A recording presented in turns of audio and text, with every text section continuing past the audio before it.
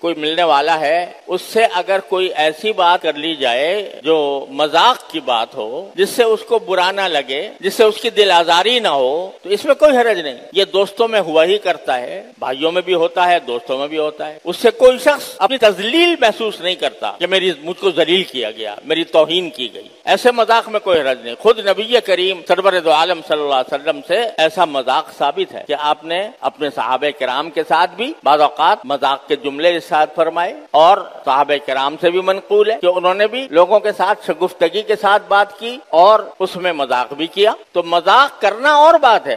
حضور اقدس صلی اللہ علیہ وسلم کے پاس ایک صاحب آئے، انہوں نے کہا کہ یا رسول اللہ مجھے ایک اونٹ دے دیجیے گا، اونٹ چاہیے، مجھے ایک اونٹ دے دیجیے. تو آپ نے فرمایا بھئی میں تمہیں اونٹ کا ایک بچہ دوں گا. تو وہ کہنے لگا جی بچہ میں کیا کروں گا بچے کو لے کر، میں تو پورا اونٹ چاہتا ہوں. تو آپ نے فرمایا جو بھی اونٹ دوں گا وہ کسی نہ کسی اونٹ کا بچہ ہوگا نہیں.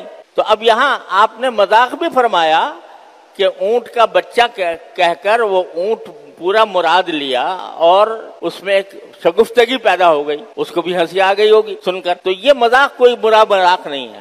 ایک عورت سے آپ نے فرمایا، اس نے کہا یا رسول اللہ مجھے، ایک بوڑھی عورت تھی، اس نے کہا کہ یا رسول اللہ مجھے دعا کر دیجیے کہ اللہ میاں مجھے جنت میں داخل کر دے. تو آپ نے فرمایا کوئی بوڑھی جنت میں نہیں جائے گی، کوئی بوڑھی جنت میں نہیں جائے گی. وہ پریشان ہو گئی کہ یا رسول اللہ کیا بوڑھی ہونے سے ہم جنت سے محروم ہو جائیں گے؟ آپ نے فرمایا کہ کوئی بھی عورت بوڑھی ہو کر نہیں جائے گی، بوڑھی بھی جوان ہو کے جائے گی، یہ مطلب ہے. تو یہ مذاق خود رسول کریم سرورت عالم صلی اللہ علیہ وسلم میں ثابت ہے. ایسا مذاق جس سے کوئی دوسرے کی تذلیل نہ ہو، تحقیر نہ ہو، تو یہ ثابت ہے. لیکن مذاق اڑانے کا مطلب یہ ہوتا ہے کہ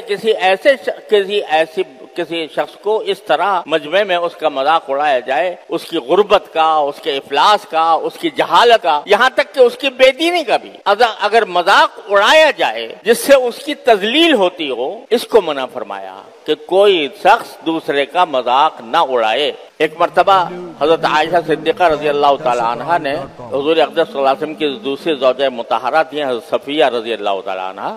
ان کا قد ذرا چھوٹا تھا، تو ایک مرتبہ حضرت عائشہ صدیقہ رضی اللہ تعالی عنہا نے حضرت صفیہ کا ذکر اس طرح کیا کہ وہ یوں کر کے کہ چھوٹے قد والی. تو آپ نے حضرت عائشہ کو تنبیہ فرمائی کہ تم نے یہ کام جو کیا یہ غیبت کا بھی ہے اور مذاق اڑانے کا بھی ہے. حضرت عائشہ سے آپ نے منع فرمایا کہ ایسی بات نہیں کرنی چاہیے، کسی کا اس طرح نقل اتارنا جس سے اس کو ناگوار گزرے تو یہ غیبت میں داخل ہے، آپ نے منع فرما دیا. تو کوئی کسی کا مذاق نہ اڑائے. اور اس کے بعد جو اصول بیان فرمایا ہے وہ یاد رکھنے کا ہے، وہ یہ کہ عسیٰ ان یکونوا خیرا منہم، کچھ بعید نہیں ہے کہ جن کا تم مذاق اڑا رہے ہو وہ تم سے بہتر ہوں. یعنی ہر مسلمان کو دوسرے مسلمان کے بارے میں اس بات کا احتمال رکھنا چاہیے کہ پتہ نہیں اس کا اللہ تعالیٰ کے ساتھ کیسا تعلق ہے، اللہ تبارک و تعالیٰ اس کو کس طرح نواز دیں، اس کا خاتمہ کس حالت کے اوپر ہو اور وہ مجھ سے کہیں آگے بڑھ جائے. یہ خیال ہر انسان کے، ہر مسلمان کے دل میں دوسرے کے بارے میں ہونا چاہیے.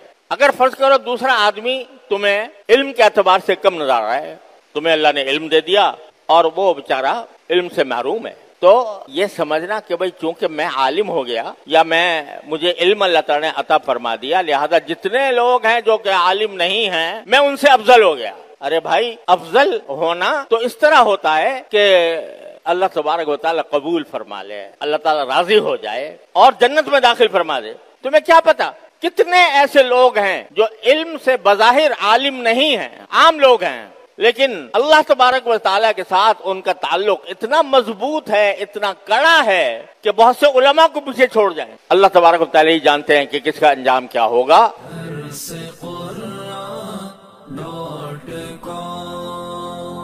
www.darsequran.com